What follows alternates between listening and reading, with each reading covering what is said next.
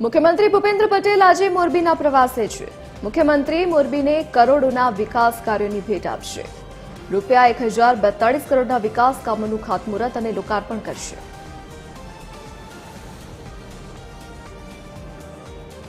વધુ વિગતો સાથે associate editor Sonal Anadkat online પર જોડાઈ ગયા છે। આજે સોનલ, આજે મુખ્યમંત્રી મોરબીની મુલાકાતે છે, શું વિગત?